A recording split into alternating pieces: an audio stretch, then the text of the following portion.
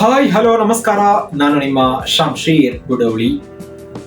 ಚೊಚ್ಚಲ ಆವೃತ್ತಿಯ Delhi premier league ನಿನ್ನೆಯಿಂದ ಆರಂಭವಾಗಿದೆ. ಉದ್ಘಾಟನಾ ಆವೃತ್ತಿಯ ಮೊದಲ ಪಂದ್ಯದಲ್ಲಿ ರಿಷಬ್ ಪಂತ್ ನಾಯಕತ್ವದ ಓಲ್ಡ್ ಡೆಲ್ಲಿ ಹಾಗೂ ದಕ್ಷಿಣ ದೆಹಲಿ ಸೂಪರ್ ಸ್ಟಾರ್ಸ್ ತಂಡದ ನಡುವೆ ಪಂದ್ಯ ನಡೆದಿತ್ತು.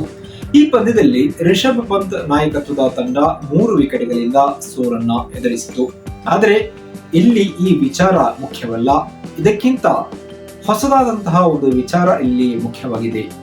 ಅದೇನಪ್ಪಾ ಅಂದ್ರೆ, ಈ ಪಂದ್ಯದಲ್ಲಿ ಟೀಂ ಇಂಡಿಯಾ ಅಭಿಮಾನಿಗಳು ಇದುವರೆಗೆ ನೋಡಿರಲು ಸಾಧ್ಯವಾಗದ ಘಟನೆ ಈ ಪಂದ್ಯದಲ್ಲಿ ನಡೆಯಿತು. ಎಲ್ಲರೂ ಅಚ್ಚರಿಯಿಂದ ಇದನ್ನ ನೋಡ್ತಾ ಇದ್ರು. ಎಸ್, ಇದುವರೆಗೆ ನೀವೆಲ್ಲ ವಿಕೆಟ್ ಕೀಪರ್ ರೂಪದಲ್ಲಿ ರಿಷಬ್ ಪಂತ್ ಇವರನ್ನ ನೋಡ್ತಾ ಇದ್ರಿ. ಆದರೆ ಈ ಪಂದ್ಯದಲ್ಲಿ ರಿಷಬ್ ಪಂತ್ ವಿಕೆಟ್ ಕೀಪರ್ ಬದಲು ಬೌಲರ್ ಆಗಿ, ಅದರಲ್ಲೂ ಲೆಗ್ ಸ್ಪಿನ್ನರ್ ಆಗಿ ಕಾಣಿಸಿಕೊಂಡು ಎಲ್ಲರ ಅಚ್ಚರಿಗೆ ಕಾರಣರಾದರು. ಈ ಪಂದ್ಯದಲ್ಲಿ ಪಂತ್ ತಂಡ ಸೋಲು ಖಚಿತವಾಗಿತ್ತು. ಆದರೂ ಕೂಡ ಎದುರಾಳಿ ತಂಡಕ್ಕೆ ಗೆಲುವಿಗೆ ಕೇವಲ 1 ರನ್ ಬೇಕಾಗಿತ್ತು. ಹೀಗಾಗಿ ರಿಷಬ್ ಪಂತ್ ತಾನೇ ಬೌಲಿಂಗ್ ಮಾಡ್ತೀನಿ ಅಂತ ಅವರು ಮುಂದೆ ಬಂದರು. ಆದರೆ ಪಂತ್ ಎಸೆದ ಮೊದಲ ಎಸೆತದಲ್ಲಿ ಸಿಂಗಲ್ ಕದಿಯುವಂತಹ ಮೂಲಕ ದಕ್ಷಿಣ ದೆಹಲಿ ಸೂಪರ್ ಸ್ಟಾರ್ಸ್ ತಂಡ ಜಯದ ನಗೆ ಬೀರಿತು. ಆದ್ರೂ ಕೂಡ ಪಂತ್ ಎಸೆದ ಮೊದಲ ಎಸೆತವೇ ಎಲ್ಲರಿಗೂ ಅಚ್ಚರಿ ಮೂಡಿಸಿತು. ಯಾಕಂದ್ರೆ Rishabh Pant leg spin bowling ಇಲ್ಲಿ ಮಾಡಿದ್ರು. ಈ ಮೂಲಕ ಅವರು ಎಲ್ಲರನ್ನ ಅಚ್ಚರಿಗೆ ಮೂಡಿಸಿದ್ರು.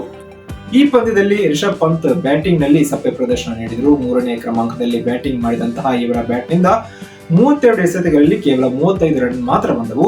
ಈ ಇನ್ನಿಂಗ್ಸ್ ನಲ್ಲಿ ಪಂತ್ 4 ಬೌಂಡ್ರಿ ಹಾಗೂ 1 ಸಿಕ್ಸರ್ ಕೂಡ ಬಾರಿಸಿದ್ರು. ಆದ್ರೂ ಕೂಡ ಆರಂಭಿಕ ಅರ್ಪಿತ್ ರಾಣಾ ಸಿಡಿಸಿದ 59 ರನ್ ಮತ್ತು ಡೆತ್ ಓವರ್ ನಲ್ಲಿ ವಂಶ್ ಬೇಡಿ 19 ಎಸೆತಗಳಲ್ಲಿ ಸಿಡಿಸಿದ 47 ರನ್ಗಳಿಂದ ಓಲ್ಡ್ ಡೆಲ್ಲಿ 6 ತಂಡ 197 ರನ್ ಅನ್ನು ಕಲೆ ಹಾಕಿತು. ಇದಕ್ಕೆ ಉತ್ತರವಾಗಿ ದಕ್ಷಿಣ ದೆಹಲಿ ಸೂಪರ್ ಸ್ಟಾರ್ಸ್ 5 ಎಸೆತಗಳು ಬಾಕಿ ಇರುವಂತೆ ತನ್ನ ಟಾರ್ಗೆಟ್ ಅನ್ನ ರೀಚ್ ಆಯಿತು. ತಂಡದ ಪರ ನಾಯಕ ಆಯುಷ್ ಬದೋನಿ 29 ಎಸೆತಗಳಲ್ಲಿ 57 ರನ್ಗಳ ಇನ್ನಿಂಗ್ಸ್ ಆಡಿದರೆ, ಆರಂಭಿಕ ಆಟಗಾರ ಪ್ರಿಯಾಂಶ್ ಆರ್ಯ 30 ಎಸೆತಗಳಲ್ಲಿ 57 ರನ್ ಅನ್ನ ಗಳಿಸಿದ್ರು.